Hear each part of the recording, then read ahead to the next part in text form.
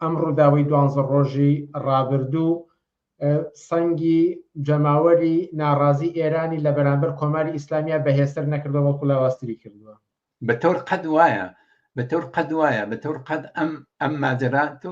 تەوەجو بە یەکشت کە ئێران مەورد تەعەڕوض قەراری گرت، یعنی لە نەزەر زێهن عمومی جامعە و دنیاوە ئیسرائیل حەمڵەی کردە بە ئێران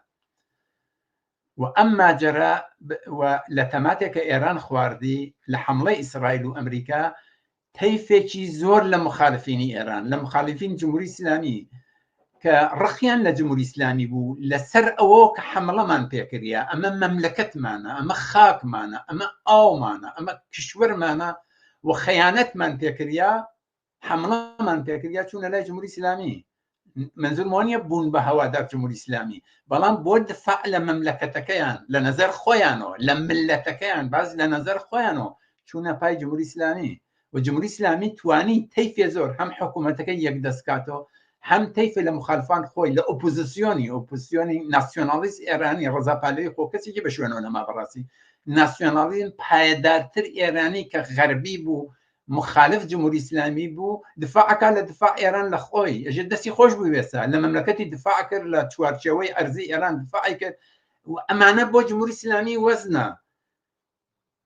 و هەر ئەوەی کە ئێران لە مقابل ئیسرائیل وێسا لە 100 مندقەکەشە ئێران زەعیف بوو لە منتەقە. دوایە ماجرانی کە پێشات ناڕزایەتی لە لوبنانیش و لە عێراقیش و لە سووریەش لەسەر وجود ئێران لە منتەقە زۆر بوو. ئەم ماجرا و ئەوەی کە ئیسرائیل وەک دەوڵەتێ منفور و جەنگ تەڵەب لە دنیا عەرەبە ئێران لیدا و لە نەزەر خەڵکو ئیسرائیل بالاخره لە تمەی خواردەوانیە لە تمەی جدی نەخوارد بێ سەمپاتی بەوەی کە ئێران شکر ئەم یەکێ پیا بوو لەم دنیا ئەم دەوڵەتە جەنایەتکارە کە بە هیچ کوێ ناوێسێت و جوا و هیچ قانونە